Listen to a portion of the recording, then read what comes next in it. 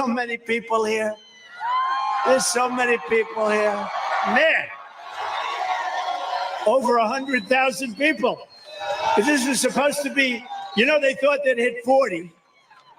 So they more than doubled it. But you can't even see the end. I wish we didn't have the press here. I wish we moved them the hell back so they'd have, because they can't see in the back.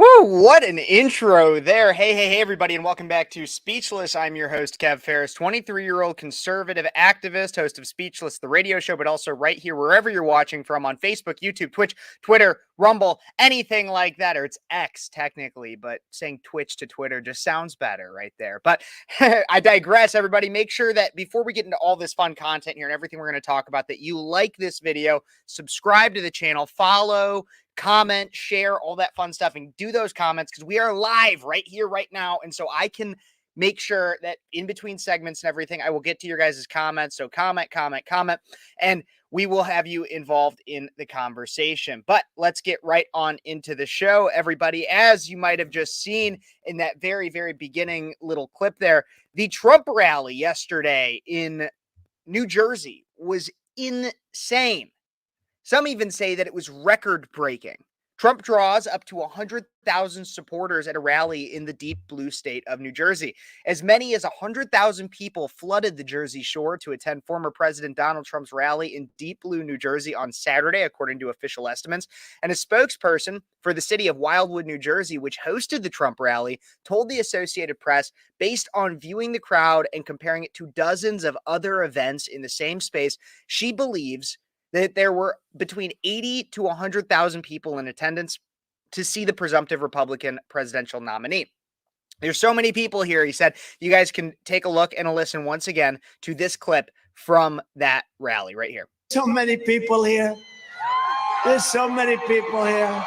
Man, over 100,000 people. This was supposed to be, they thought they'd hit 40.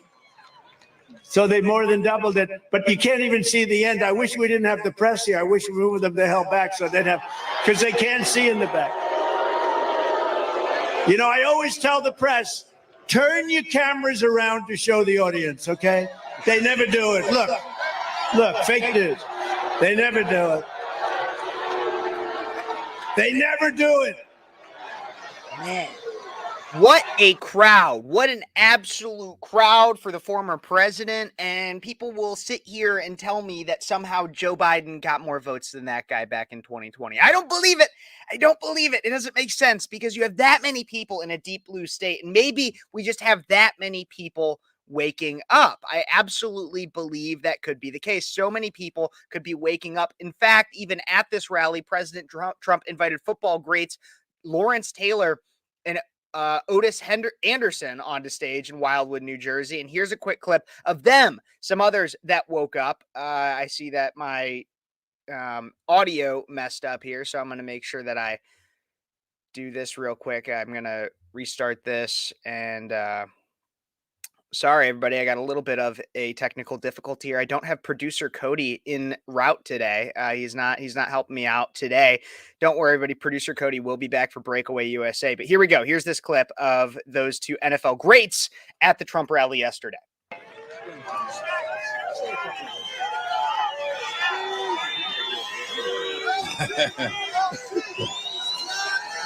I just want to say,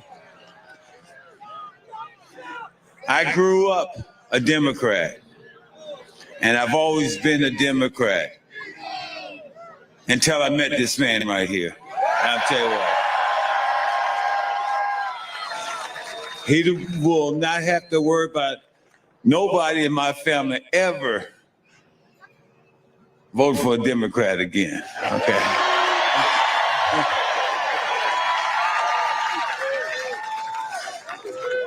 Don't you just love that guy? Don't you just love that guy? I tell you, it has been a very exciting day.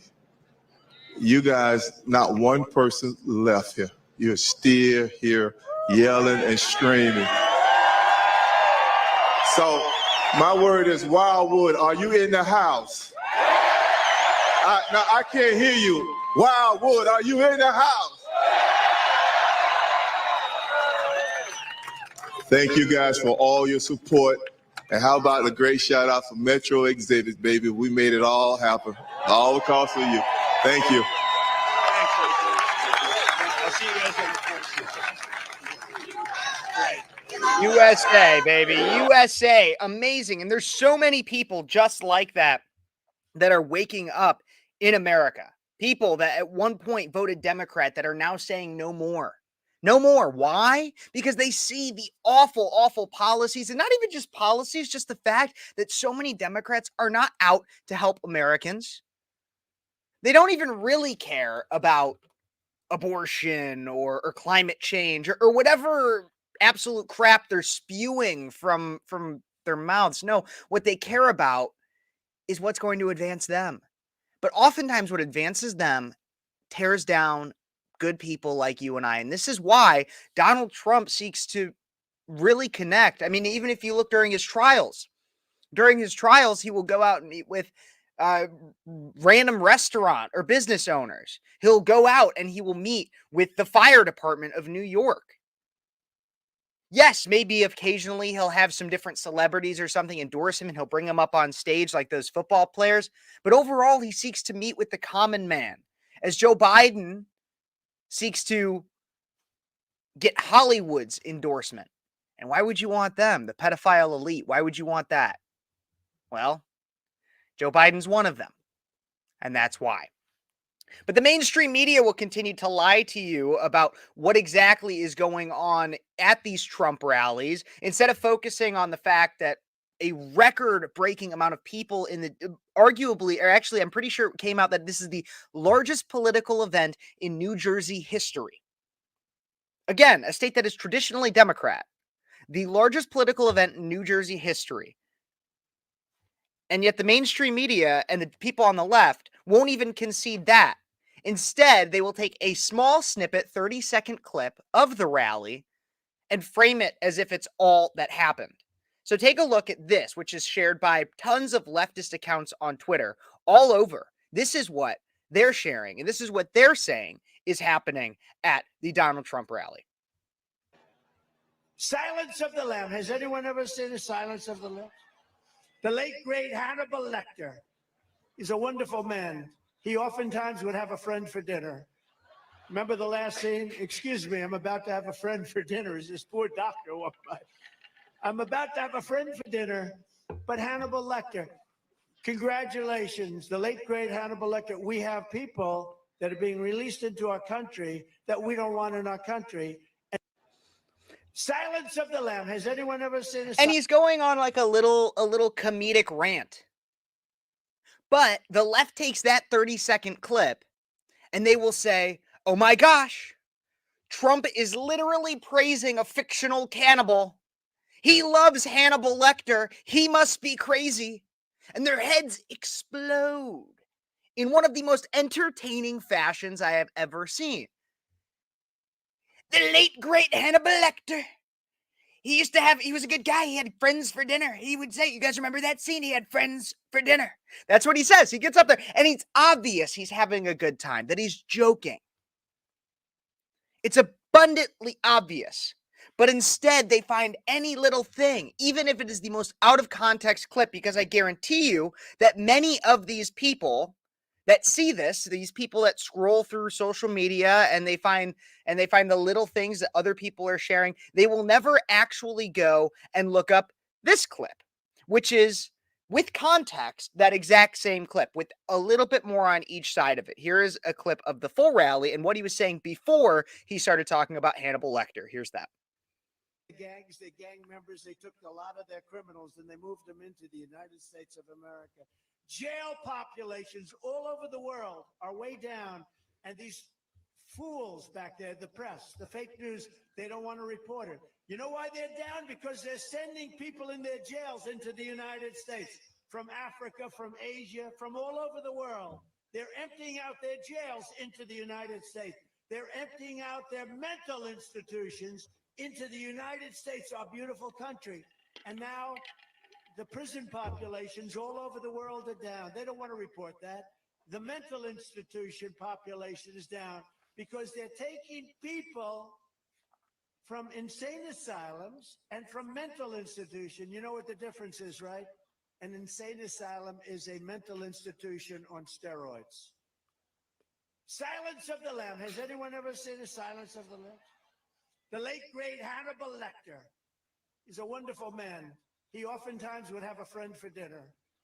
Remember the last scene? Excuse me, I'm about to have a friend for dinner. As this poor doctor walked by. I'm about to have a friend for dinner, but Hannibal Lecter. Congratulations, the late, great Hannibal Lecter. We have people that are being released into our country that we don't want in our country, and they're coming in totally unchecked, totally unvetted, and we can't let this happen. They're destroying our country, and we're sitting back, and we better damn well win this election, because if we don't, our country is going to be doomed. Okay, so here's the thing. Is if I'm judging this as a stand-up comedy routine, which Trump oftentimes seems to be doing when he does these rallies, yeah, maybe he didn't necessarily have the best transitions from one to the other, but it's pretty clear to see if you understand the full context, if you watch that full 2 minutes instead of just the 30 seconds of the Hannibal Lecter that the lefties are screaming and crying about, then you would see that what he's saying is that when it comes to our immigration crisis, just like he's always said, they're not sending their best. They're emptying their insane asylums. They're letting their Hannibal Lecter type people come into this country, and they're emptying all their prison populations, all their insane asylums, all of their mental health institutions. All their numbers are down while ours are skyrocketing up because we are taking on their burden. And he uses the Hannibal Lecter to try to in some way relate to the common man, but instead the lefty doesn't know anything about the common man. So they get mad. Oh my God, he's praising Hannibal Lecter. He's praising Hannibal Lecter. Okay, sure. Even if he was, he doesn't praise pedophiles like you guys do on the left. He doesn't praise Klan members, which, true story, actually, Joe Biden was at the funeral and gave the eulogy of a prominent Klan member. Like, true story, actually happened. Look it up. But that's the thing, is Trump wasn't even eulogizing or in any way fawning over a cannibal. He was making a reference that the common man would understand. But the left doesn't know anything about being common, being average, being normal. No. They all need to be told they're special all the time. But that's the thing, is you want to know what's really special? You want to know what's really special? Is being normal. Being relatively average. Now, no one is necessarily just an average person, but being able to just get through your life without having to have pink hair, cut off your genitals, or demand everybody else cave towards your moral atrocities. That's pretty abnormal in and of itself nowadays. There's a certain beauty to that. But are you guys voting for Trump 2024? I agree with him. I mean, we really got to save this country, and that's one of the ways to do it. Now, I don't necessarily agree with Trump on everything, but he's a damn better presidential candidate than Joe Biden is by far. So are you voting for Trump 2024? Let me know in the comments. And when you guys are doing that, don't forget to like this video, like this live stream, subscribe to the channel.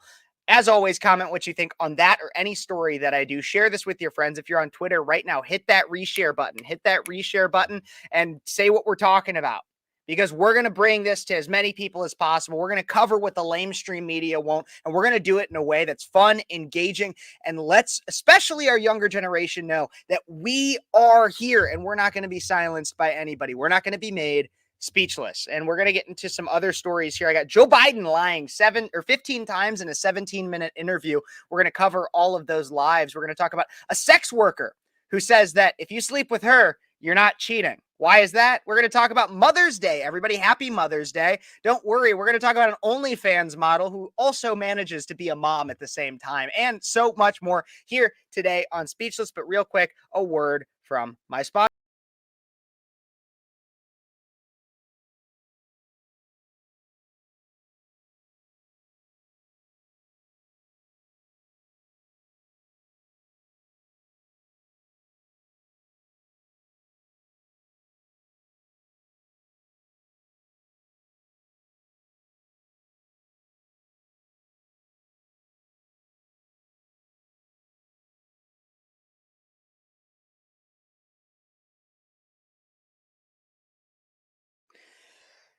Yes, Freedom 2.0, everybody. Love me some Freedom 2.0. I got to get me. I was drinking out of this one before the show started a little bit. Water for deplorables.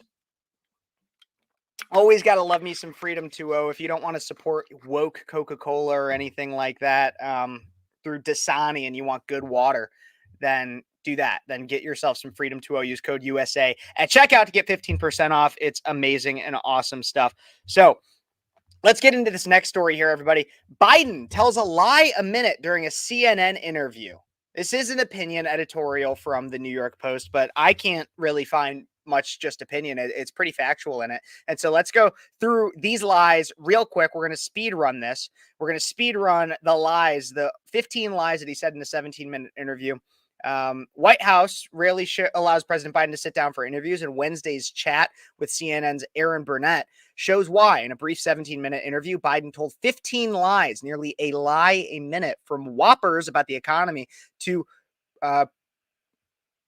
prevarications on Israel. Sorry, I'm not an English expert, but I can read that a little bit. Biden spun a fantasy land of a presidency that voters know is false. So let's go through these lies here, everybody. Here's the rundown.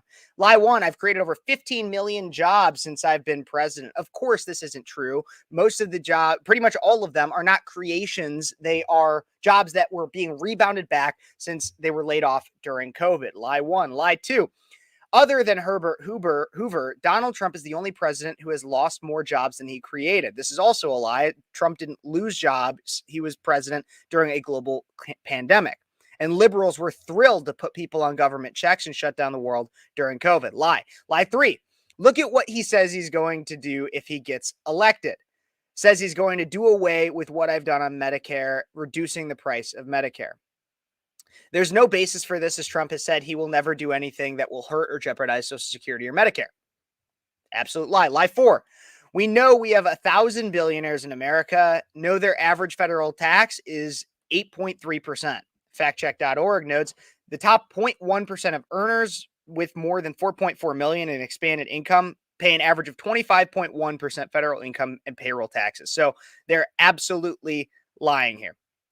Biden is absolutely lying here. Number five, we've already turned it around on the economy. Burnett quoted some tough figures on the economy, noting that the cost of buying a home had doubled and real income, when you account for inflation, is actually down since you took office.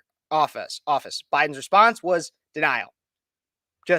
We've turned it around. We've turned around the economy. Really? Everybody, tell me in the comments how much you believe that Biden has turned around the economy. How has he? Are you guys paying more, or are you guys paying less at the pump, at the checkout line, at the grocery store, at your Walmart, when you're going out to dinner with friends or family? You paying more, or are you paying less? Do you feel like $20 gets as far as it did 4 or 5 years ago? Does it? That's lie five. Lie six, the polling data has been wrong all along. Every survey that says people are upset about the economy, the polls that puts Biden's approval ratings at historic lows, they are, all of them, from dozens of different sources. Wrong? They're all wrong? Okay. Lie seven. There's corporate greed going on out there, and it's got to be dealt with. This is regarding the economy again. Biden claims that the reason for cost increase in things are not because of any mishandling of policy. No, it must be because of corporate greed. It can never be my fault, said the Democrat. Labor costs increased 4.2% between 2023 and 2024. They increased 5.1% from 2021 to 2022. And the cost of everything from supplies to shipping, rent, and taxes have gone up. Why? It's not corporate greed. It's because of all the money that's been injected into the market, because we are consistently doing stopgap bills for our spending. We just keep spending and spending and spending and spending. I'll even harp the slightest bit on Trump for that, in terms of all the different bailout checks that we were giving to the average. We're doing all these stipends or stimulus checks because of layoffs and everything during the pandemic. We have injected way too much money into the market, but the fact of the matter is it's not corporate greed. And so either way, whether or not you blame Trump a little bit for it, then it's still a lie. It's still a lie. Lie number 8, inflation was 9% when I came into office. That's what he said. That's just a lie, like flat out. Inflation was a measly 1.4% in January 2021. Lie number 9, they have the money to spend. It angers them and angers me that they have to spend more. They have the money to spend. According to Bankrate, 76% of adults making less than $50,000 a year are living from paycheck to paycheck, an increase from 71% the year before that. Biden need only watch the nightly news to see people cutting back on groceries, gas, even trips to McDonald's because their spending power has decreased. A quick digression. Actually, I did hear McDonald's is coming out with a $5 meal because they noticed that a lot less people are going. Just saying. Lie number 10, civilians have been killed in Gaza as a consequence of those bombs and other ways in which they go after population centers. It's libel to suggest that Israel is targeting population centers. Hamas embeds itself among civilian populations. This is common knowledge pretty much for anybody who does even the slightest bit of research. I've talked about this on my show a lot of times. What Hamas does is Hamas will go into a school, they'll go into a hospital, and they'll create that as a part of their intelligence hub. Israel finds out that Hamas intelligence is part of, or that their weapons are being stored or whatever is in a school, in a mosque, in hospitals. And then Israel will be like, well, it's either they shoot missiles at us from this location or we bomb the heck out of it. And so Israel's like, well, we have to bomb the heck out of it because they're about to kill us. And so civilians get caught in the crossfire, not at the fault necessarily of Israel, but of the fault of the Hamas Islamic terrorists. So that's lie number 10. Lie number 11. We are not walking away from Israel's security. We are walking away from Israel's ability to wage war in those areas. But defeating Hamas is integral to Israel's security. How does Biden suggest Israel win the war if it leaves the last stronghold of the terrorist group untouched? Lie number 12. It made no sense, in my view, to engage in thinking in Iraq they have a nuclear weapon. Biden brought this up, saying he warned Israeli President Benjamin Netanyahu not to make the mistake we made in Afghanistan and Iraq, except Biden voted in favor of invading Iraq. So Biden may regret that decision today, but it made sense to him back then. Lie number 13, you can't only love your country when you win. Someone had better tell all the celebrities and elites in the Democratic Party who claim they are going to move if Trump is reelected, or say they don't know their country anymore, burn American flags as they rally for Hamas, et cetera, et cetera, et cetera. I always love my country. I always love what it stands for, even when Joe Biden is working to destroy it. And I hope all of you are the same way. Lie number 14. I travel around the world. Other world leaders know they all say 80% of them. You got to win. My democracy is at stake. Maybe we can't say this is an absolute lie, but it sure sounds like one of those statements for which the press loves to go after Trump. Are other world leaders really pulling Biden aside after his nap and saying democracy is at stake if he loses? Give us a break. Come on. Lie number 15, last but not least, then Trump is going to put in a 10% tax that's going to increase average Americans' cost $1,500 a year. Trump has proposed no such tax. Perhaps Biden means Trump's plan for a 10% tariff on imported goods, which may or may not cost Americans any more money. You know who else is considering imposing tariffs? Biden. Just this week, under the headline, Biden looks to thwart surge of Chinese imports, the New York Times notes that China is using unfair business practices and Biden wants to counter it. Biden is a liar. This is nothing new, but I think it's fascinating to see just how much he does it. Biden lies like it's his job, and at this point, it basically is. But at the end of the day, I don't really think that he's lying because he knows that he's lying, or that he wants to lie, or that he's knowingly lying. I think really what's going to happen, or what he's doing, is he is reading the note cards that are given to him. So while the lies are coming out of his mouth, the thought isn't there. I think we're giving too much credit to Biden to say that he's the one that's lying. Who's really lying are those that are writing his note cards, those that are pulling the strings of the Pinocchio that nose never grows. Biden's nose never grows, and he knows that his nose won't grow, even though he knows that we know he's lying. Did that make sense to you? I sure flippin' hope so, because it didn't make sense to me. But that's Biden's lies. That's his 15 lies in 17 minutes, almost a lie a minute. Absolutely fascinating story, if you ask me. I see some phenomenal comments coming in here. Anybody who believes the Bidencrats has not paid for gas, groceries, and rent, absolutely disconnect. Absolutely. I am making sure I get my next stories and everything pulled up. We're going to talk about some other fascinating things, but I also want to talk about all of your guys' different comments. Let's see. What else do we have here? If by turned it around, you mean turned it around in a downward direction, then yes, Biden turned it around in terms of the economy. Yep. No one is going to pay $5 for nugs. Funny. In fact, Demon Gorl, people already do pay $5 for nugs. I guarantee you out, and if not even more, out in California, at least, where they have $15 plus or like a $20 minimum wage, whatever the heck it is now. They're overpaying for somebody to flip burgers. I love my country. That's why I hate the government. That's beautiful. But to have a country, you need to have at least a little wee bit of government, because otherwise there's nothing to enforce any type of border. But right now we have a government. It doesn't enforce the border either. So I guess we're just SOL in general. Biden is an evil man capable of atrocity. I think he at one point had a level of evil or malevolence to him. I don't think he's actually there enough anymore. He absolutely is capable of atrocity, but that's simply because we allow him to be.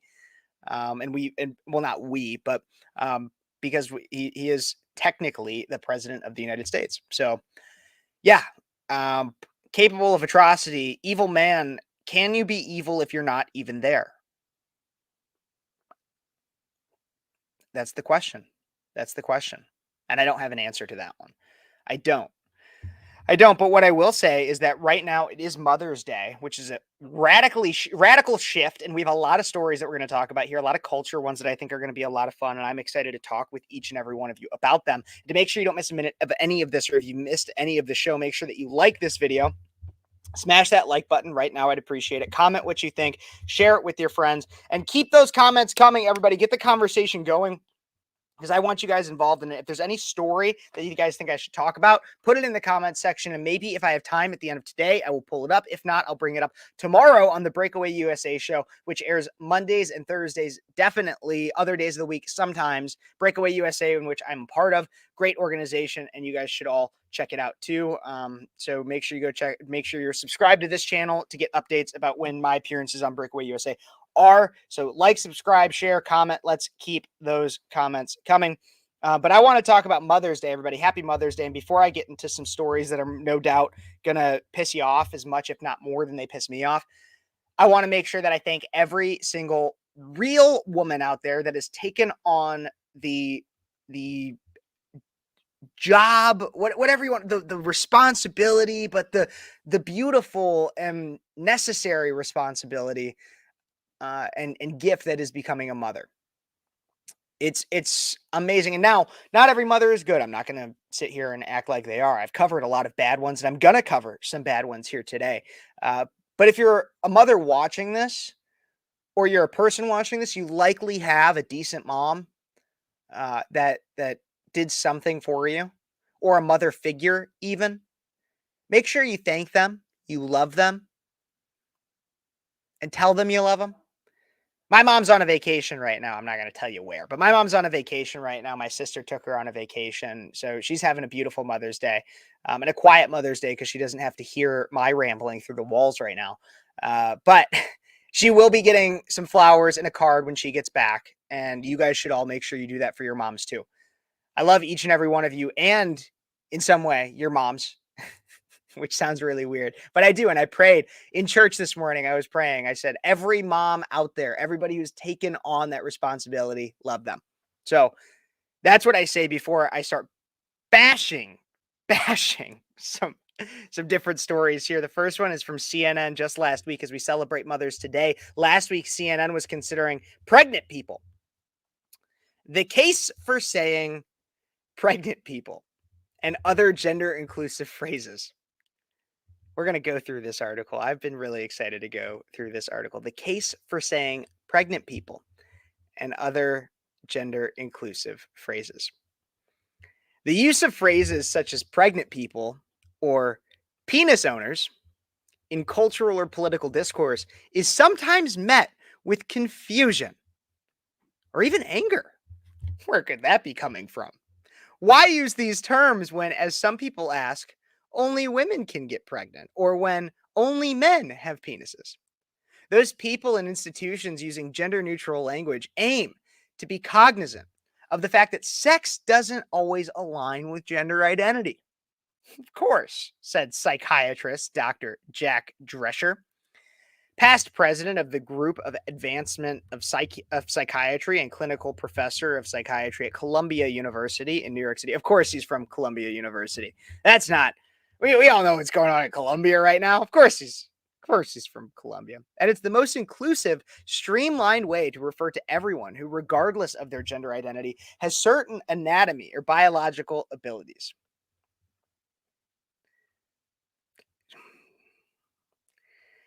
I got some great commenters today. I think I might technically be a penis. Well, Demon Goral, we could let me know why you think that in the comments. I'd appreciate that. But Andrea, I'm sorry for your loss there but I'm sure that she's looking down on you in some way. Absolutely. But let's keep talking about these pregnant people here. We need to be doing a better job of educating and realizing that sex and gender are a bit of a spectrum. And they are not the same. There's a lie. Said Kagan Miller, director of public training at the Trevor Project, a suicide prevention and crisis intervention organization for the LGBTQ plus youth. Here's what experts have to say about these linguistic changes and concerns that have been raised. Okay, so when they say linguistic changes, that means that like changing definitions actively. And I'm sure that they even say that in this article too. What is sex versus gender? Well, for the vast majority of time, they were used interchangeably and sex was used almost exclusively. Gender was only popularized after theorists came up with these ideas that they were in some way different. But they had, for most of human history, they were absolutely the same thing, or most of English history. A person's sex is what they were assigned at birth, based on biological characteristics of maleness or femaleness as indicated by chromosomes, gonad, hormones, and genitals.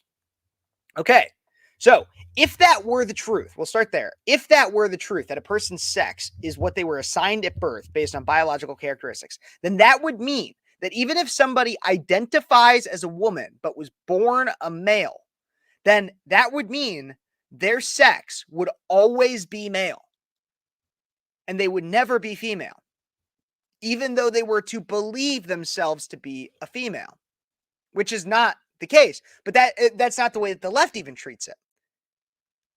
They'll say things like a trans woman is a woman. Well, then why do you have to put the prefix on there, bud? Pal? Huh? Why? Doesn't make any sense. But I'm digressing. There are at least more than 1.6 million adults and youth aged 13 to 17 who identify as transgender in the United States. That means there's at least 1.6 million adults and youth ages 13 to 17 that are radically mentally ill and should seek real treatment, not gender affirming care. But they're not ready to have that conversation. 0.6% of people ages 13 and older, according to University of California, Los Angeles, Williams Institute at UCLA Law Center for Research on Sexual Orientation and Gender Identity Law and Public Policy. Gender identity is an aspect of gender that describes a person's psychological sense of their gender, which may or may not align with one's sex, according to the American Psychological Association, which just is another reason why we should be very skeptical of the APA. Someone whose gender identity conforms to what has been culturally associated with the sex they were assigned at birth is known as cisgender, which is something I firmly believe is a slur. If you call me cisgender, no, I'm a man. I'm proud to be a man, and I have certain things that come to me naturally as a man. I have certain ways that I act and feel and think that come to me generally because I am a man. I'm proud to be a man. I'm proud to be a man. I'm proud to be white. I am proud to be straight. I'm also proud to be Christian and Catholic. I'm proud to be Irish. I'm proud of each and every one of those things, and I'm sick and flippin' tired of people sitting around and acting like you're not supposed to be proud of those things. Now, I'm not overtly proud, like as if like it is the most important thing that oh my gosh, it's so great that I'm white. No. But I'm proud of where I came from. I'm proud of my heritage, and I'm proud of what that has led to being me. I'm proud to be me. And you have people that'll sit here and be like, well, you're a cisgender. You're a cisgender. No, I'm a man. born, raised, always have been, always will be, just as much as you will be, Dylan Mulvaney and Bruce Jenner, no matter how much you believe you're not. There's a little tirade for you guys. Why gender inclusivity matters at the doctor's office. Oh, this will be rich. In addition to acknowledging the difference between gender and sex, using phrases like pregnant people, for example, also recognizes intersex people who have reproductive anatomy or genes that don't fit into a male-female binary, which is often discovered at birth. Often discovered at birth. And the various ways gender diverse people affirm their gender identity, Miller said. Oh my God. Some people think of a trans man can't get pregnant because on assumptions he has undergone surgical gender affirming care that would remove, add, or alter the appearance of some sex characteristics such as vagina or breasts. But every trans or non-binary person is different in terms of what care they want, if any, Miller said. So a trans man who hadn't received this care can still get pregnant. And sometimes this happens even when a trans man has been taking testosterone. In the context of healthcare, it's not just a matter of being inclusive or polite. It's a matter of medical accuracy. Yeah, medical accuracy would matter. For example, true story. If a biological man takes a pregnancy test and it comes back positive, that is an indicator that that man could have testicular cancer. Because the chemicals that indicate a positive pregnancy test can also indicate testicular cancer. However, if a biological man believes he's to be a woman and is already that delusional and takes a pregnancy test because he hasn't gotten his period, because why the heck would he? Then he could take a pregnancy test, find out he's pregnant, and then go into the doctor's office and they're like, you have testicular cancer. And he believes there's no chance, because I'm a woman. Oh my gosh. I'm done with that. We need to be honest with people. We should stop entertaining delusion entirely. Are cisgender people being erased? Yes. I don't even need to read this. Yes. The fact that you have to put cisgender in front of them affirms the erasure. Because if there wasn't this idea to in some way erase the entire idea of gender or the meaning behind being a biological man or a biological woman being born that way, if there wasn't any effort to get rid of that, then you wouldn't need the term cisgender. You can have a term for something that you're still trying to get rid of. But that's what they say isn't happening here, given the fact that so many cis women and cis men, and that they actually have a very large majority, language is not going to erase them. So that's what they say too. They say language is not going to erase them. Not that there's not an effort to erase them. Like, that's the thing, is like, they're not coming out and being like, no, you're crazy. Like, we're not trying to erase anybody. No. They come out and say language is not going to erase them. But we will. Oh, the LGBTQ Nazis are going to erase. They're going to erase the. I can't even speak in a good Hitler. I'm sorry, but like that's what they're going to erase us, because it's not even about. It's not even about the not going to. It's just that language is not going to erase them. Notice how they say that. Oh my God, this is rich. This is hilarious. So that's what's going on, everybody, right now, is the case for saying pregnant people and other gender inclusive phrases. So they're trying to tell you on like a week before Mother's Day that we don't need to say mothers anymore. We need to be more gender inclusive. If that means anything. I mean, I guess you could try to combine Mother and Father's Day, so then you don't have to buy two gifts, I guess, which is the only bright side. That's me trying to look at any kind of a bright side of that. No, that's so sad. Let's get to some comments here, and then we'll get on to some other stories. Coming up soon, we're going to be talking about, so make sure you guys stay with me. We're going to talk about the common debate happening right now. Do you guys celebrate grandmas on Mother's Day? real question. Do you celebrate grandmas on Mother's Day? Think about it. I'm going to put it in the comments. I want to know your responses, but we're going to talk about some different things here. A sex worker who doesn't think that having sex with people is technically cheating. And then we're also going to talk about a great mom who's providing for her children by being an OnlyFans creator. Then we're also going to do some quick hits later, talk about Jerry Seinfeld and some other things. So it's going to be a great rest of the show. I need you guys to stick with me. And also make sure you guys get that comment section going, no matter what you guys are doing right now. Make sure you leave me a comment, even if it's just a thumbs up. Let me know that you guys are watching. I had a video. I reacted to a Macklemore song where he was pro terrorism in it, and it's getting destroyed by some of those pro-terrorist apologists in the comments. So leave me some good comments, guys. I need some good juju here. I need your prayers. I need some positivity. I need to know what you guys are thinking about all these things so we can talk about it on the show too. So Jim, great to have you there. I appreciate it. Demon Goral, who says might be a penis owner. I am the queen and the peen is my subject. To that I say, let them eat cake. Demon Goral, you are probably the most interesting duckling, whatever, that I will ever meet. Take that with what you will. You're the best. You're the best. Thumbs up. Thumbs up. Absolutely. I appreciate it, Jim. I appreciate it. I do need to make sure I can take a quick breather here. And to do that, I'm going to bring up a quick advertisement. And I say advertisement loosely. It's Freedom 2.0. You guys have heard of Freedom 2.0. I've talked about them before. They do great work in supporting creators like myself. And so make sure you guys go check out, after I'm done with the show today, you make sure you go check out their website, freedom20.com. Use code USA at checkout, or breakaway at checkout. Either of those should give you 15% off. If you're having any trouble with it, you guys can always email me, speechlesskp@gmail.com. Always do that. Let me know what you guys are thinking. But I'll always check out this ad right here too. Blah, blah, blah, blah, blah, blah, blah, blah, blah, blah. What are you talking about? Here, have some Freedom 2.0.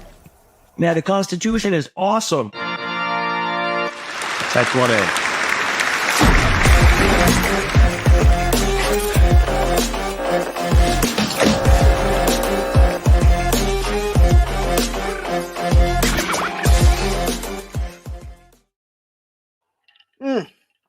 And we are back with more Speechless.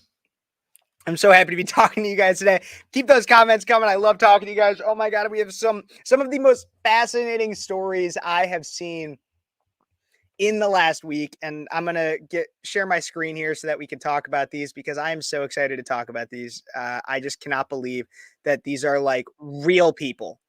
These are real people. These are real things that we're debating. And so I'm going to pose a question to all of you guys in the comments here. Do you celebrate grandmas on Mother's Day? Some of you guys might think this is a dumb question, but you're going to understand why here soon. Do you celebrate grandmas on Mother's Day? Let me know, no matter where you're watching from. Do you celebrate grandmas on Mother's Day? Pretty simple question. Yes, no, why? Let me know in the comments. I want to know why you guys may or may not celebrate your grandmas on Mother's Day. But we're going to bring this up on screen here. Out of the New York Post, selfish moms slammed for refusing to celebrate grandmas on Mother's Day. Your time has passed, what's being said. So who is celebrated on Mother's Day? The answer may seem obvious to some, but some matriarchs are not so keen on sharing their special day. It's Mother's Day, not Grandmother's Day, Emily Wenner, a family photographer in Indianapolis, said in a TikTok video last week that has scored 2.3 million views and stoked a storm of controversy. The mom of two, who noted that her own mother agrees with her theory, recalled one Mother's Day spent planning visits to see grandparents on a day that was meant to be celebrating her. Let's take a look and a listen to that video here first. This is the original from TikTok. Let's check it out. Nope, it seems that my browser is once again no longer sharing audio. So I'm going to take it off there and bring it right back on. Here we go. Let's take a look and listen to this. Don't worry, I've talked to my mom about this. She's fine with it. Not Grandmother's Day. Don't worry, I've talked to my mom about this. She's fine with it. After my first Mother's Day, we established these rules because I was pretty sad. I had spent the whole Mother's Day coordinating grandparent visits, and I didn't get to do anything for myself. And I was like, I'm not doing this again. Usually I make a plan ahead of time and talk to my husband about it. I like to usually go out to brunch, and then we come home and we all garden, and I like to have some alone time gardening and then read my book for a little bit and get a pedicure. Then we have like a family dinner. It's usually just very chill at home. We celebrate my mom and my mother-in-law on different days. We do the same thing on Father's Day. My husband gets to choose what he wants to do. And then we see my dad and my father-in-law on different days. This may ruffle feathers for some people, but that's what I want to do. And I made the boundary, and I'm the one deep into the mothering right now. And so I'm going to take the day how I want to take the day. I'm going to take the day how I want to take the day. And if you guys want to look through, we can look through some of the comments here, I believe, if they end up loading. But I'm going to take the day how I want to take the day is how she kind of explains it. She lost me at brunch. Well, I can understand that thinking there. My big thing with this is, I don't agree with her. Mom's Day is for all moms. Moms deserve to be appreciated. Moms serve such an important and vital role, especially as the caretakers of children. It is so important. If like there's even the common debate, and I'd love to have this with somebody at someone because I don't totally know. It more be a conversation with me as to if you had to have only one parent. Obviously, two parents in the household are better. But if you had to have only one parent, should they have the mother or the father? I don't always know. But I think, but sometimes I would think the mother. And so, I think that all moms should be celebrated and it shouldn't be this whole thing. And I think that the key of a phenomenal mom is a mom who is by no means selfish, a mom who credits their own mother for giving them the skills and the wherewithal to be the mom that they are now. Not to mention the fact that like, there are people out there that don't get to celebrate Mother's Day with their moms. And so you should be like, if you yourself are a mom, celebrate yourself being a mom with your mom. Share that day with them. It's not your birthday. It's not even then. Like that's kind of it. Share that day. It's not it's all about me day. It should just all be about me. And if you think about it that way, you're always going to be disappointed. That's even how I look at my birthday. My birthday is everybody. And maybe I'm different. And this is kind of a digression, but it's my show, so I can do what I want. My birthday is Christmas Eve.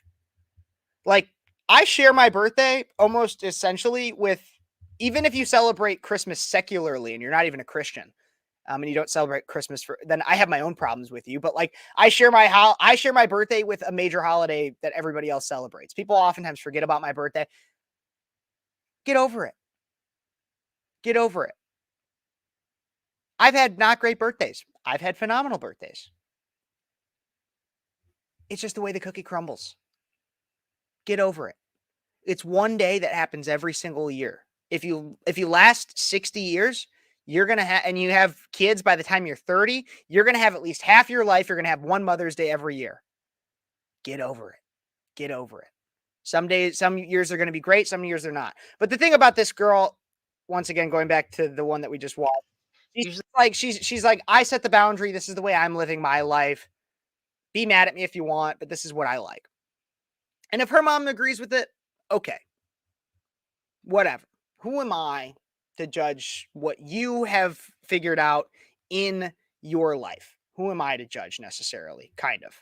I mean, I'm still going to do it, but at the end of the day. But then there's another one. I mean, then we get to her family. She continues celebrates grandmothers on other days during the year, and the tradition is some fathers. So like, it seems reasonable. Like she's celebrating multiple people. I get it. But then you get to like this one, which this lady, even just on the onset of looking at her, I can tell she's crazy. And for some reason, my thing did the audio problem again. This is why I need producer Cody here, because he's just so much better at this. But anyways, this mom here, she just looks crazy. Wow. She just looks, I do not want to be on her bad side, but take a look and listen. This one's a little bit longer. We might pause it within it.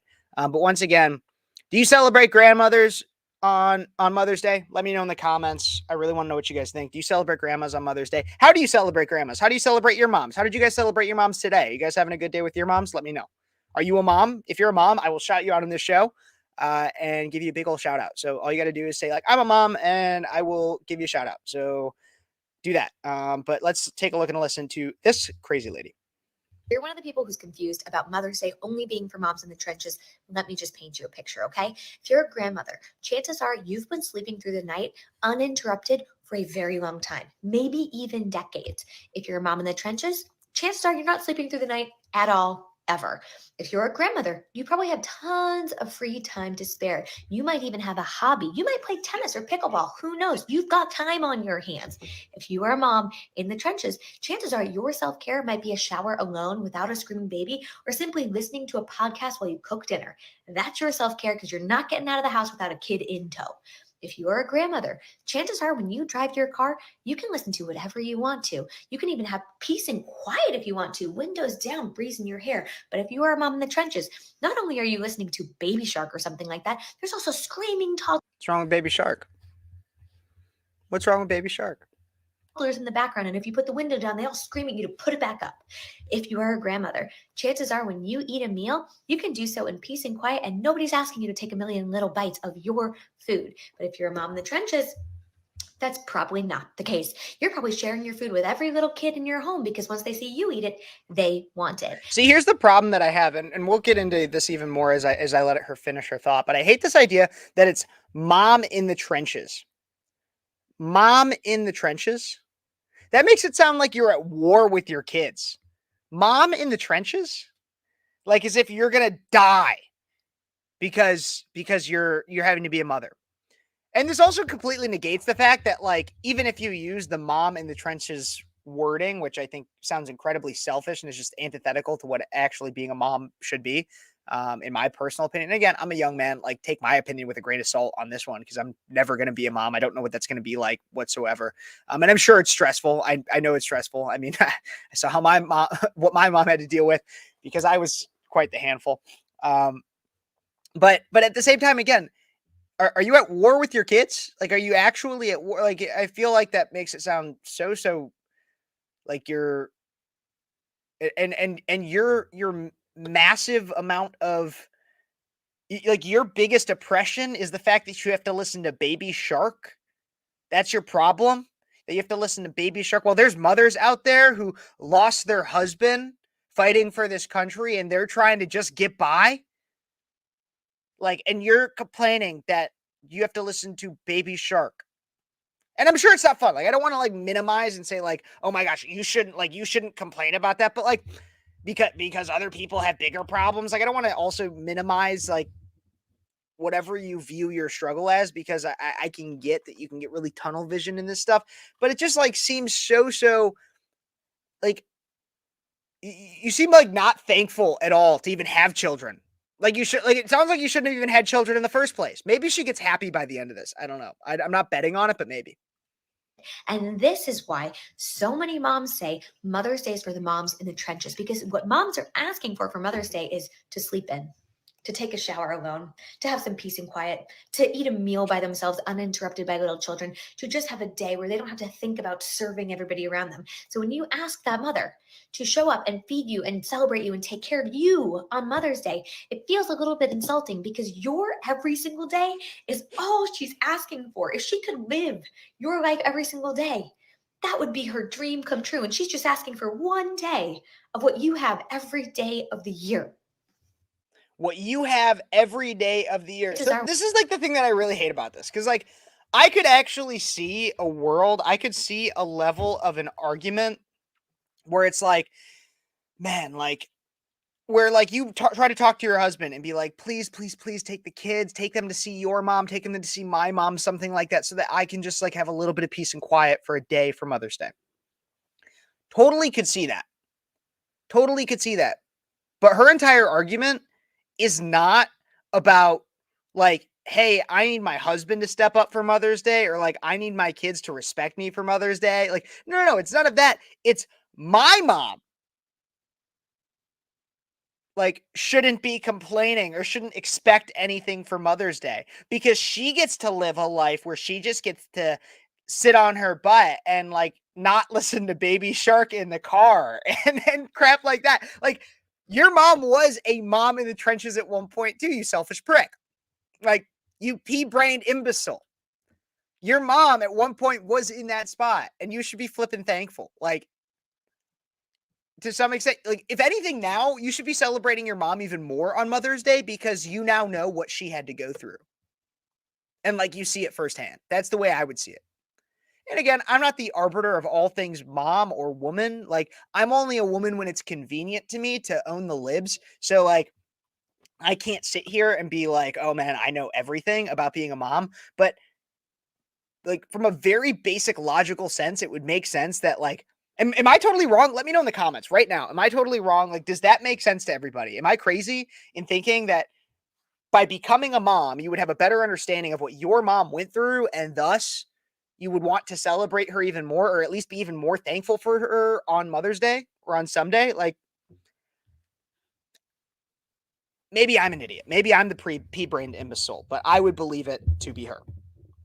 But that's the controversy that's stemming on the internet right now. Everybody, let me know what you guys think about all that in the comments here. Well, I get my next story pulled up, but we can still talk about that one a little bit. Again, I don't have a producer today. I did last Thursday. I had a producer. It was pretty awesome. My producer, Cody, who joins us sometimes with Breakaway and everything like that. You guys should comment and everything. Her mom didn't have the privilege of handing her kids a tablet. That's terrible. I should have that conversation with some people someday on the show about like iPad kids and crap, because that is like single-handedly, my kids will not be iPad kids. They will not have unfettered access to the internet. They will not have their own smart devices until they're old enough to work and get a job so that they can purchase them on their own. They can have communication devices like flip phones or something, but they will not have and only communicate, and they'll be monitored and everything. But that's a conversation for a different day, and with my future wife. We can talk about that. But yeah, I'd like to see her clean cloth diapers like they did back in Grandma's day. Yeah, true. Jim coming at him with the wisdom. Absolutely. All right, keep those comments coming, guys. Let me know what you guys think about Mother's Day. Once again, happy Mother's Day to all the moms out there. If you are a mom, let me know in the comments. I want to thank you personally, and I can also make sure that I put that I give a specific prayer for you as a mom, and a prayer of thanks to you when I do my nightly prayers this evening.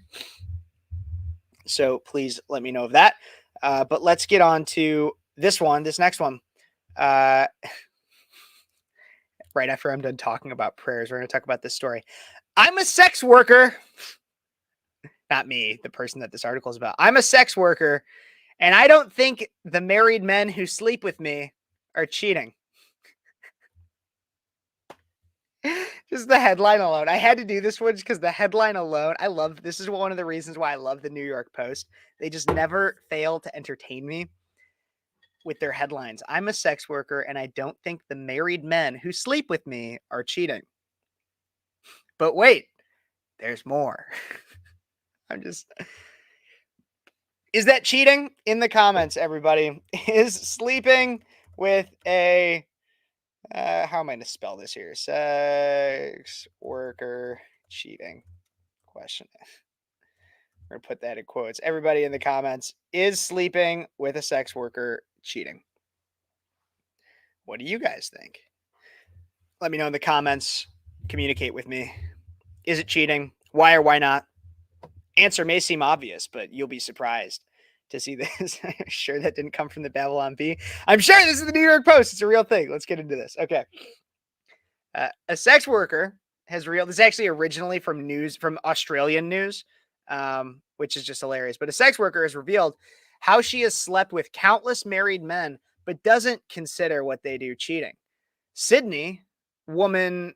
Okay, so Sydney woman. Her name isn't Sydney. This is Sydney, Australia. Sydney woman Katia Cortez is a former accountant.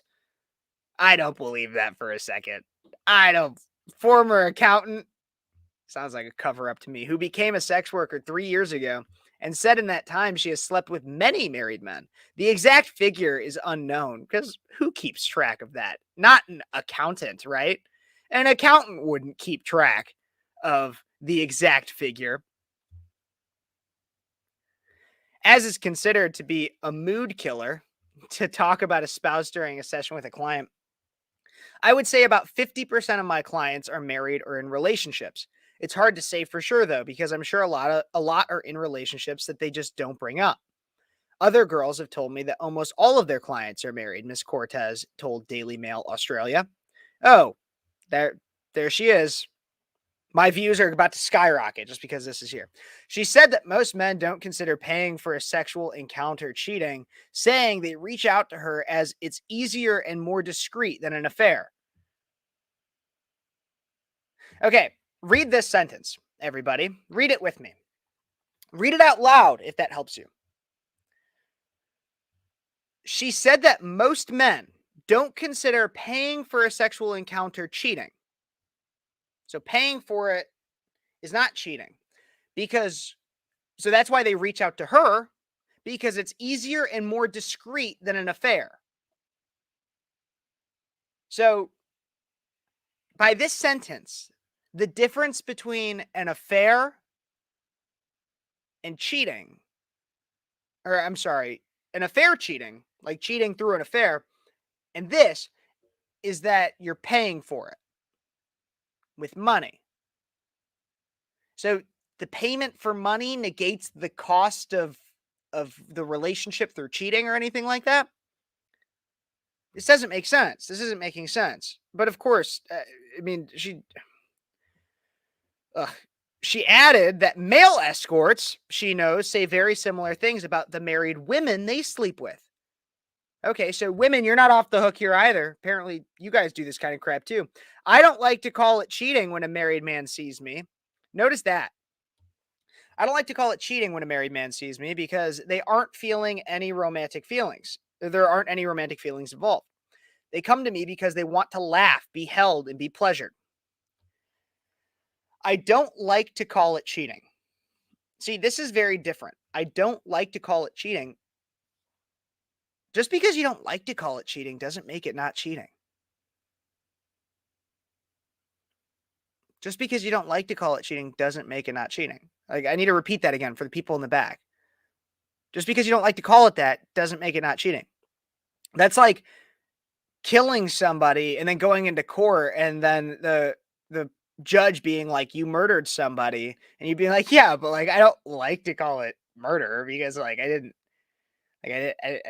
don't like it just doesn't make me feel good. Like, oh my God, it just like it's just not the same, you know? Like, I just didn't mean to. Like, it was no, like if that's what you did, that's what it is. If it looks like a duck and quacks like a duck, it's probably a flipping duck. And she's over here like, no, it's not. It's not a duck. Like, it's just like a little quirk. Like, it's just like my career. Miss Cortez added that denying someone a service based on their marriage status would be discrimination. And none of her clients who have ever spoken badly about their spouse. Would be discrimination. What if you denied somebody based on their current disease status? Like if somebody came to you and it was like quite obvious that they had a sexually transmitted infection, and then you said, no, thank you, I do not want to give you my services. Wouldn't that technically be discrimination? Maybe. Actually, that's exactly what it would be. If anything, she's found it moving the way men talk about their partners. Oh, yes. These men who go and sleep with a prostitute are just so devoted. They're just so devoted. It's so moving to me how devoted they are to their wives. Can you be any dumber? Can you be?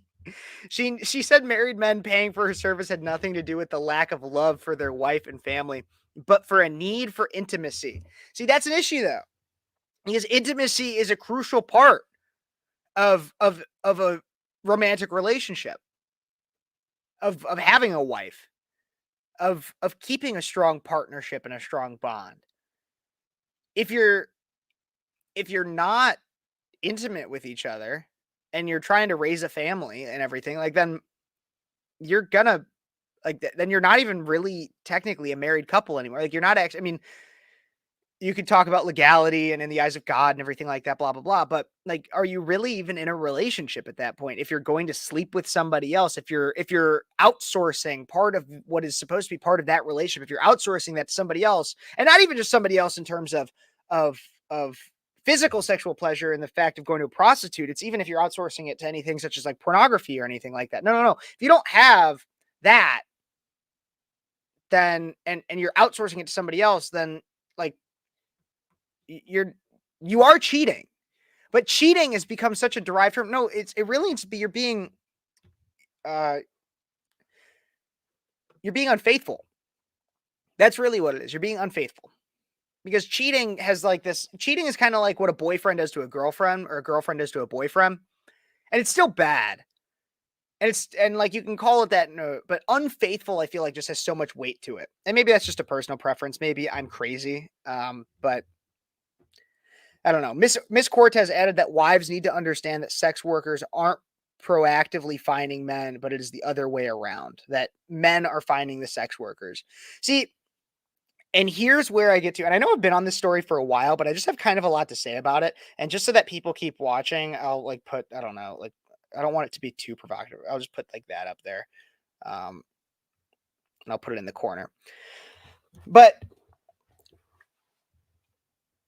where was I? I know I've been on this story for a while, but I think it's really important to talk about because, and I talked about this last, and I really want this to be one of the issues that I focus on a lot more. Cause I know anybody who watches my show consistently, I talk a lot about like the gays, the gay agenda, that it's coming after our kids and everything like that. But in terms of the way that society is being corrupted, it's the perversion of sexuality, period. And that goes so much for the heterosexual individual just as much, if not even more, than the homosexual.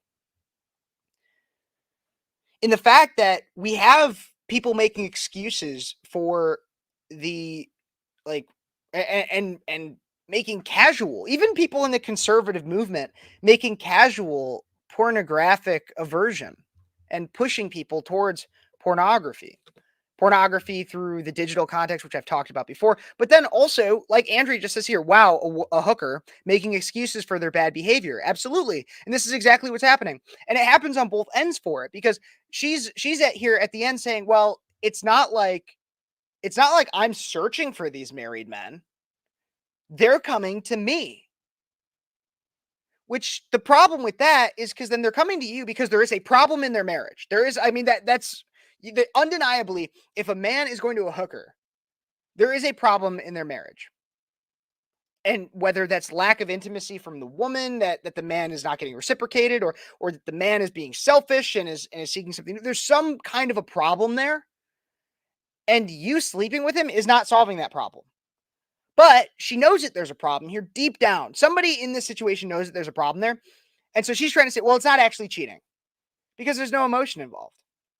And as Ronald says, hookers are not about emotion, dedication, and some convoluted form of love. It's all about grunt work. I see a fundamental difference, but tell her that and good luck. Yeah. And so when we talk about these things, they're coming after people through the idea of, it's really kind of demonic in some way. And I come back to that all the time, and I won't get too spiritual or godly on you guys on this one because I'm not perfect either. But I get to this point where I see this kind of stuff and I just get pissed off because we are enabling this bad behavior on both sides of it. And it's an economic, I mean, it's emotional, it's sexual, it's all these other things. But if you really, really boil it down where there's no water left, this is an economic theory. It's supply and demand.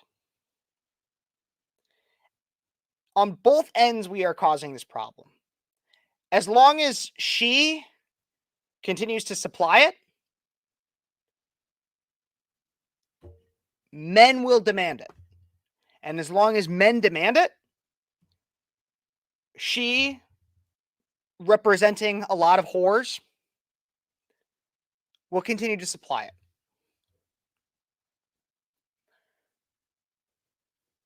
And that's the way that it's going to continue to go. And that's the way that it has been for all of human history, and that's the way that's going to continue to go if we don't call this kind of crap out. The problem now is that it's not just about a brothel or a group of hookers and a group of degenerates. No. It is 90+% of men that are currently in some way engaging in or addicted to pornography. And then leads to even potential sexual encounters such as this, where they're seeking the thrill and then they're being told that it's not cheating. But I ask you guys, once again, is sleeping with a sex worker cheating? Because according to the sex worker, it's A-okay, and she'll take your credit card and overcharge it because you wanted that one thing that she doesn't usually do, but she'll do for you. And she'll tell you that she loves you and she doesn't actually. And that's another problem. I mean, like, is the emotional manipulation of men. But I also want to, once again, men are not clear in any of this. The women and men are equally at fault. We're all terrible. Everybody's awful. That's the message of today's show. Everybody's awful. We're all terrible. Sup, do B12. Do B12. That's, I believe, you used to be licensed. Change that. But yes, that's the sex worker. Speaking of sex workers, we're going to talk about an OnlyFans creator, and then we're going to get to some quick hits. But I do want to give a shout out to one of my sponsors real quick. Here's some more Freedom 2.0. Everybody use code breakaway at checkout, or go to freedom20.com/USA, get 15% off. Here's that.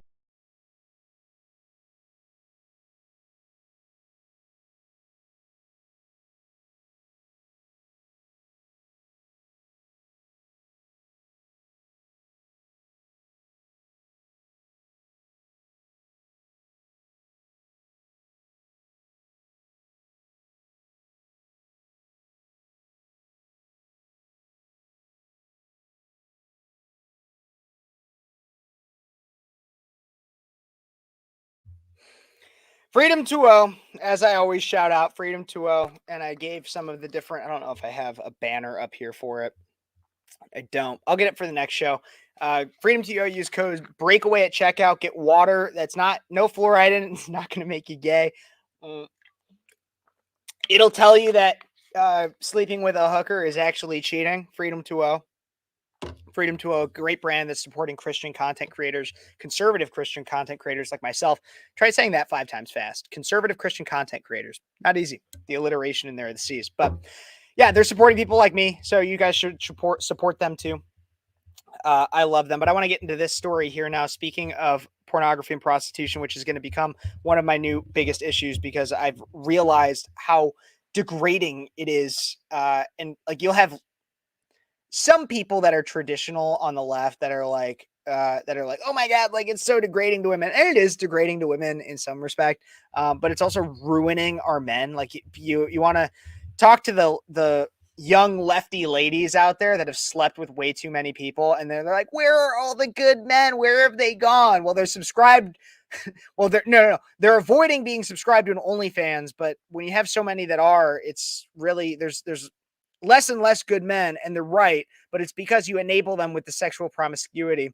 And a perfect example that, and only for Mother's Day, we're going to bring this up, is being a top earner on OnlyFans has made me a better mom. Another story out of the New York Post just from late April of this year. Honey Brooks, with 2 Y's, because apparently you can't spell if you are all OnlyFans, isn't your average mom, you don't say, or your typical content creator. As one of the top earners on OnlyFans, she's smashing stereotypes about working mothers, especially those in the sex industry. Oh my God. Speaking to Kids Spot, Honey opened up about her unique career path, about how it positively shapes her parenting and the tough lessons she's learned along the way. This is her, in case you guys were wondering. What an incredible business opportunity. Honey stumbled into the world of OnlyFans by chance during a family trip around Australia when she and her husband Hank met another couple on the platform. So this is a married woman. For any of you guys who are not, I mean, like, I'm going to explain this to you out there. I've explained it on my show before, but I'll do a quick recap.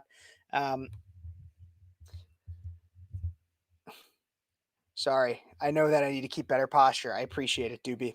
I'm not the best. But when we're talking, I have to look down at my computer too. I'll get better.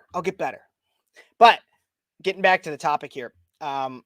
OnlyFans, quick sidebar for anybody out there. OnlyFans is basically like a paywall. It's a paywall content platform that has become a place for porn because it's like, hey, you can't see my content unless you pay. And so all these like young women especially are like, I can make a quick buck by just selling my body digitally. That's essentially what's going on here.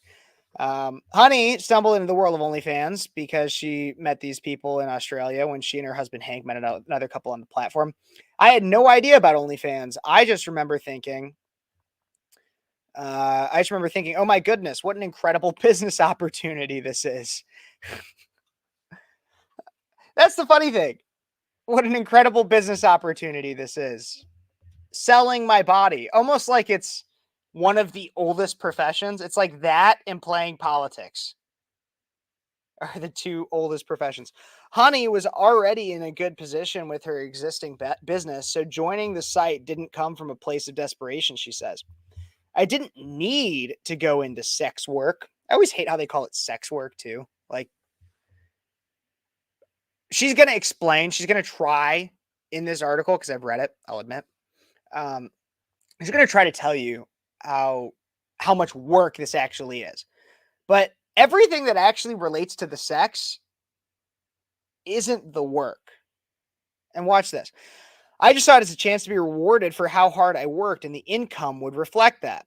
And her hard work did pay off as she brings in $90,000 a month making X-rated content. Remember earlier when I said that men enable this? This is a perfect example. $90,000 from what I'm sure is primarily a male fan base making X-rated content. Men do this. She's keen to pass on this self-starter spirit to her kids. She's keen to showing them that success is in their own hands. So she's sending this idea to her kids. It's like, you can sell your body too. Not that I'd necessarily want to encourage them into the industry. She laughs, but I'm absolutely going to encourage them to do whatever their dreams are. So that's like a crazy thing to me, though. Is like, well, I'd have a problem with a parent being like, oh, yes, kids, go like show off your body for money. I'd have a problem with that. But do you not recognize that there's some sense of shame there if you're not even willing to say like, hey, like my kids should be like I would have no problem with my kids being a part of this. Like, there is a sense of shame there that she's not even willing to admit if you're not willing to say there and sit there and be like, oh my gosh, my kids should do this too because it's so good money and like blah, blah, blah. Like, no, you are a bad mom because you're not even modeling behavior that you would want your kids to have. The lessons she's learned along the way. Honey has also picked up many other lessons on her journey to success. OnlyFans has genuinely made me a better mom and improved my parenting skills. How does that make sense? How does that make sense? OnlyFans, so literally just like taking off your shirt and pants and like doing God knows what has made you a better mom? I truly believe that from the bottom of my heart. The whole industry has just completely changed me as a person, she continues. And it's not just because she's been able to provide for her family and build the life she's always dreamed of. I know that this picture is in kind of inappropriate. Sorry, it's what the New York Post even included on there. It's taught me so much more than a lifetime of a 9-to-5 job would, she tells us. For instance, the industry has really taught me to be open-minded. Before I got into the industry. See, I love how they just always call it the industry too. The industry. That's what they say. You want to know why? Because there is an underlying sense of shame there. Has there been even a single quote where she actually called it sex work? Maybe one where she called it, yes, I didn't need to get a job into sex work. She said it once. But even that is a softening of what it really is. This is digital prostitution. Like this, you know how I just talked about that woman who says it's not cheating for men to sleep with me? This is a woman who would be, it's not cheating for a man to pay me money, even if he's in a relationship, to pay me money to watch me pleasure myself or anything like that. Or me have sex with my husband, whatever. This is, I guarantee you she would say things like that. It taught me, because she says it's taught me to never judge and be open to different types of people. Being in the industry has also taught her to be more resilient and independent. They say the industry, they say things like sex work because they want to try to minimize how serious this act is. It's a very independent job. You can get isolated and people can disagree with what you do, she says. I disagree with what she does. Sharing that many of her family members no longer speak to her after finding out about her work. The only reason, if I had a family member that did this and I found out about it, the only reason I would talk to her would be to try to get her to stop and realize that she's in some way contributing to ruining marriages, ruining lives, to an industry that promotes sex trafficking while she's essentially trafficking herself. Like, that's what's going on right here. And I'm getting a lot of great comments here. What do you guys think about this? I was told I wasn't allowed to be around my nieces and nephews anymore. Yeah, I might have an issue with that, maybe. They said that it was because they're trying to set a great example for their kids, so they didn't want me around. Yeah, I wouldn't consider what you're doing to be a great example, but they don't know how much, or that I'm the best woman and mom I could be. If that's the best woman and mom you could be, is by just selling your body and reducing yourself to just pictures and videos of you doing X-rated content, then I would argue that maybe you shouldn't be a mom and you should work more on yourself before you did that. I don't know what a capsulated breast implant is, but a lot of people noticed it apparently. Somebody explain that to me in the comments. What is a capsulated breast implant? And we'll cover it. These negative attitudes have only further propelled Honey to want to speak out and normalize sex work. I want to remove the shame around it, she says, and have more open and vulnerable conversations about sex, about safety, sexual health. No shame here. At home, Honey makes sure to implement this sex-positive atmosphere where honest conversations are the norm with her kids. There's no shame, just open dialogue. She said, speaking of her kids, I was curious to learn more about how she juggles her responsibilities. Honey is also the owner of and founder of Honey's Making Money, a coaching program for women looking to grow their profile and earn money from OnlyFans. And she also co-hosts the Fempire podcast. Actually, I think that there's a video of her talking about some of this at some point. Now, this is Sharon Osbourne. There was a video that I had pulled up earlier of her talking about this kind of crap, but a lot of it isn't sexual. I do payroll. So this is the thing. So this is what she tries to say, is after shooting content, she'll get to all the admin required for running her account. There's marketing, there's Instagram, and a lot of it isn't sexual. I do payroll, have chats with my manager. I'll do coaching, have one-on-one calls with clients. So that's the thing, is what she tries to say is that she's a business owner. She's a business owner because she does marketing and she does payroll and she has to chat with managers and do things with clients and blah, blah, blah, blah, blah. And so it's not really, I'm a good mom, but you're not a good mom because you can do sex work, because you can prostitute yourself out digitally. No, I would still argue that you're not a good mom, but the things that she claims make her a good mom about being a business owner, you could do if you just actually had a good idea. But the thing is that her best idea was sell my body. That was her best idea. She's a living example that being a mom and a sex worker can coexist, and the two roles can even complement each other. This is insane. This is insane. It's where massive scar tissue forms around the implant and it hardens. I don't know. I don't really want to inspect this, but it must be around in that area somewhere. I don't know.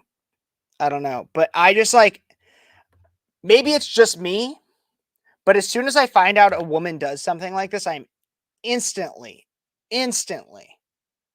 grossed out. Like, you literally are selling the most intimate part of you. You're selling the most intimate part of you. And you're making it a commodity, and it's no longer there's no romance in it. There's no love. It's dollars and cents to you. So gross. So gross. Ugh. Thank you for caring about my back. I really do appreciate it. I will do more to be better about my back. Thank you. But that's a very interesting story for you guys. Next up, I got some quick hits. I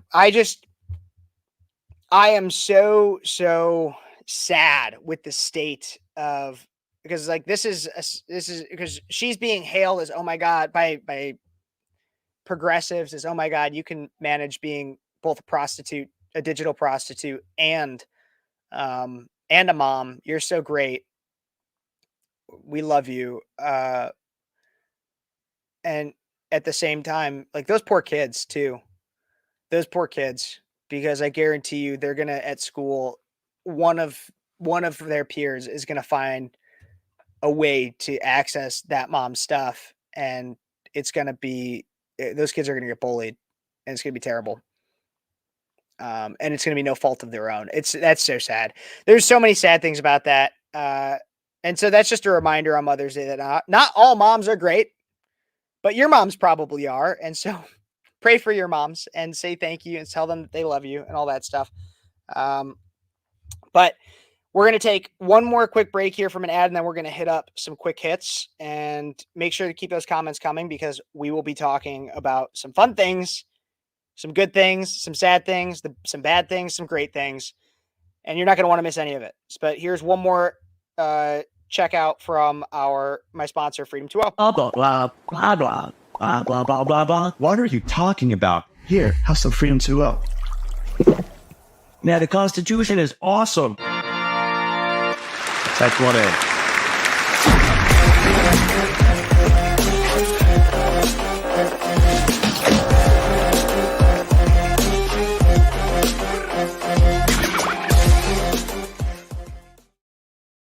Silicone in hell. Absolutely.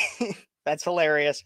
You guys are funny. You know that? Yeah, I got some funny people following me on all of my things. So make sure that you guys don't miss a minute of any of the content that I do. If you miss even any of this, you can like this video. Always do that. Like it wherever you're watching from. Like it, reshare it, especially if you're on Twitter right now. Reshare this video.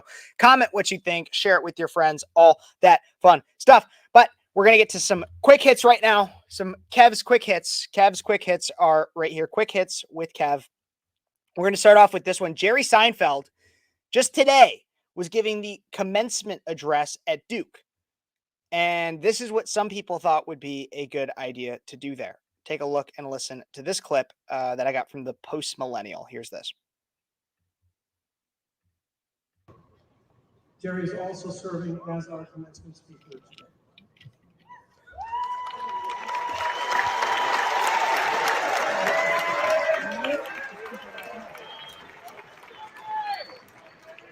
I'll make sure you guys can see. What's the big deal about our commencement speaker?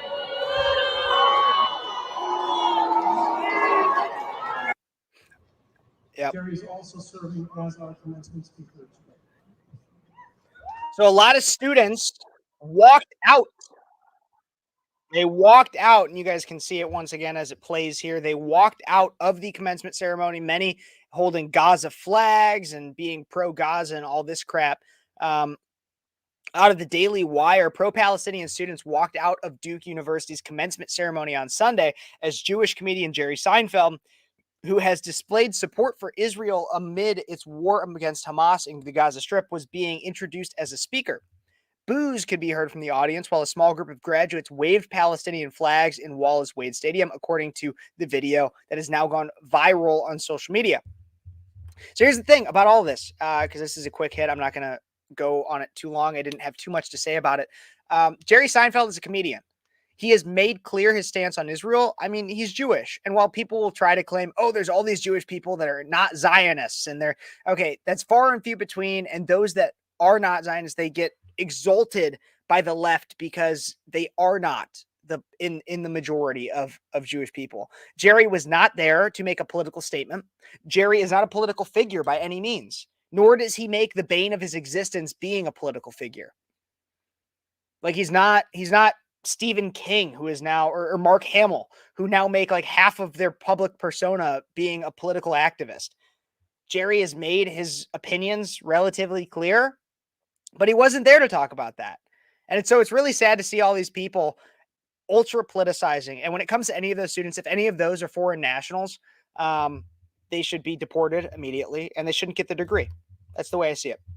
But they also go to, I don't know, Duke. So whatever. They paid way too much for a piece of paper. Up next,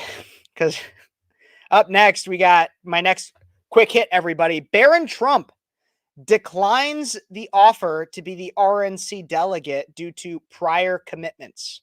So this is a real thing. A lot of people have been talking about this. Barron Trump declines the offer to be the RNC delegate due to prior commitments, but he does like politics. So Barron Trump, former President Donald Trump's youngest son, Barron, just graduated high school. I don't know if you guys saw. Donald Trump went to the graduation, and he declined an offer to be a delegate at this year's Republican National Convention, but not for a lack of interest in politics. A statement from former First Lady Melania Trump's office said, while Barron is honored to have been chosen as a delegate by the Florida Republican Party, he regretfully declines to participate due to prior commitments. Donald Trump said in a radio interview on Friday that Barron, quote, does like politics and often gives his father advice on what political moves he should make. Saying, quote, he's really been a good student, Trump said of one of his son who actually graduates next week. But he does like politics. It's sort of funny. He'll tell me sometimes, Dad, this is what you have to do. So it's been said that Barron apparently gives Trump advice. And I don't know, it's kind of cute. It's cool to see the young son kind of getting involved in some way. A lot of people were really happy. There's some people already calling for him to run for office. I think my personal opinion is that it's a little soon for that. Let him actually go get, I think he should get a real education. When I say that, don't go to whatever school is the big name. And I think that he can't, being Trump's son, but he should go to a school and learn about politics, learn about the law, learn about all this stuff, and then slowly ease into the role of being a public persona, because he's been pretty quiet for the most part on the world stage because he's been under 18, and that doesn't stop the left from going after him. But don't give him more credit than he deserves yet. We don't know what he actually believes. We don't know what he thinks. And while I have faith and believe that he could be a great leader, just like his dad, he could be. Don't put the cart before the horse. That's what I have to say about that one. But that's that. Quick hit. Up next, number 3, J.K. Rowling, the Harry Potter author, is now coming out with Harry Potter and what is a man and what is a woman, apparently. But she's been causing quite the controversy because she was accused of mocking a transgender soccer manager. So there was like the first tranny that's been introduced as a referee for soccer in Britain. J.K. Rowling came out and had some tweet that was like that, oh, this is just another straight white middle-aged bloke that's being a soccer referee, because that's what all of them have been in the past. But they're trying to claim that, oh my gosh, it's the first transgender, blah, blah, blah. And J.K. Rowling is accused of cruelty as she mocks transgender football manager by comparing her to a straight white middle-aged bloke. I didn't compare him. He is one. And I'm just loving how J.K. Rowling has entered this zone where she is by no means like conservative, by no means is far right, by no means is like a Christian contemporary conservative, nothing like that. But she is, in fact, calling out the trannies. And then you can go to some of these comments here. How do we get to a point where speaking the truth is seen as wrong? Cowardice. How can you tell? Psychic powers. That and the fact he fathered 3 kids with his wife.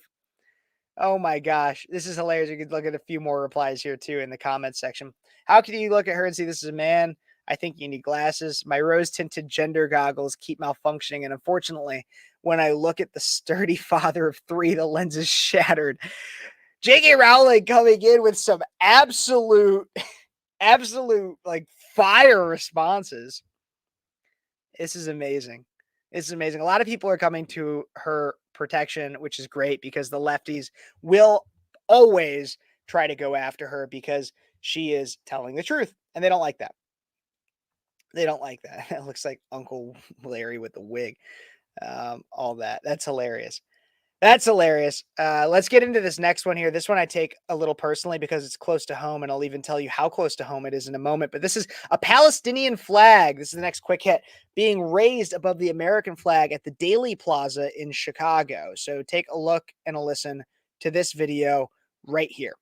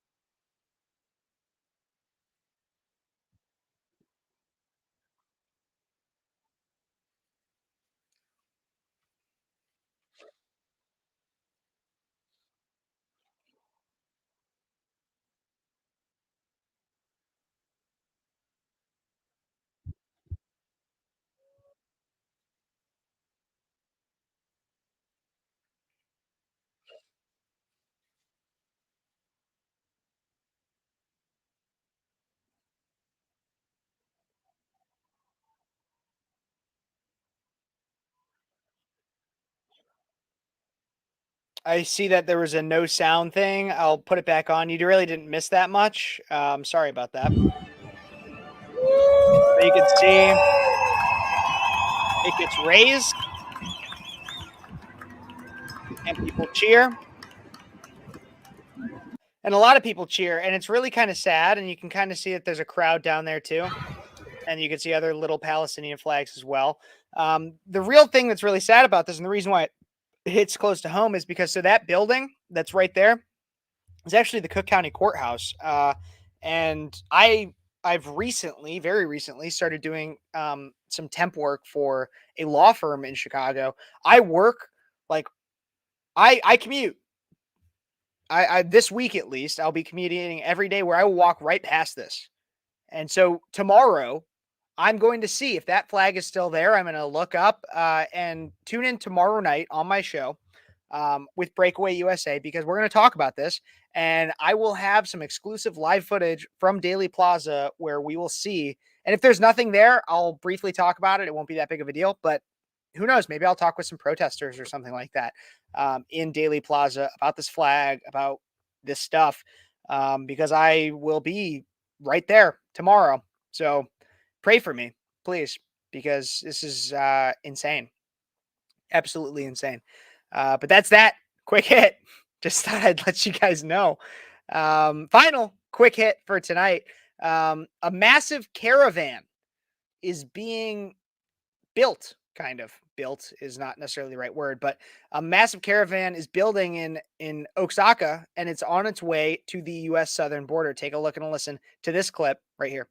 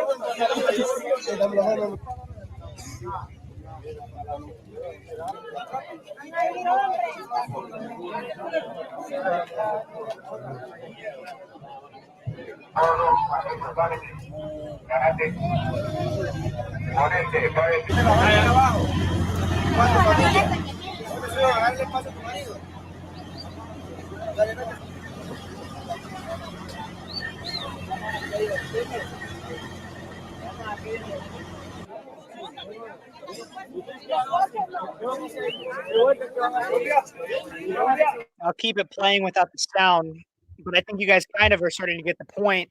There's a massive caravan, which is not the first of its kind, that is building and building and building, coming towards our southern border.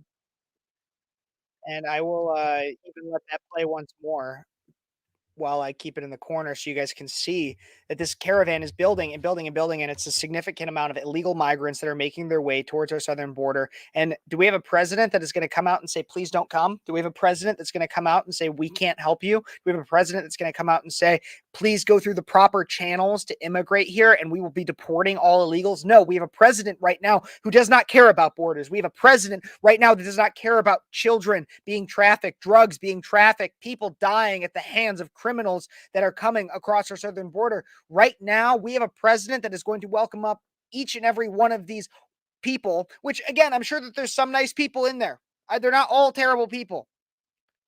But the problem is we do not have the resources to even help our own people right now. We have veterans living on the side of the street, people that serve this country. We have people that gave pretty much everything for this country that do not have anything, and we are housing illegals in hotels. They've taken over public spaces nationwide. We cannot afford this. And we do not have a president right now that will come out and say, do not come. You will not be welcome. And you shouldn't be afraid to say, you are not a citizen of this country, do not come. However, you will still have people that will claim that you're a racist for saying something like that. But if you're not willing to take these people into your own home, then I don't want to hear it. I don't want to hear that I'm a bad person for saying, stay where you're at. Don't come. I'm not a bad person. If anything, it's more humane to them. It's more humane to us. It's more humane to everybody. Do not come. But that's what I got to say about that. What do you guys have to say? Let me know in the comments. Don't forget to like this video, subscribe to the channel, comment what you think, share it with your friends, all that fun stuff. That's pretty much all I got for today, guys. That's all. Those are all the stories. I've gone even longer than I anticipated going. I appreciate each and every one of you guys tuning in. I want to make sure that you guys all wish your moms happy Mother's Day, that you pray for mine and for me and mine, and I will always pray for you and yours. God bless you guys. God bless America. Leave a comment in the real comments, not just the chat comments. Leave a comment. I'd appreciate it. Make sure you check out Speechless with Kev everywhere you are. God bless you. God bless America. And until next time, tomorrow, make sure you tune in tomorrow for an update on Chicago. Until next time, you've been watching Speechless, and I'm Kev Ferris.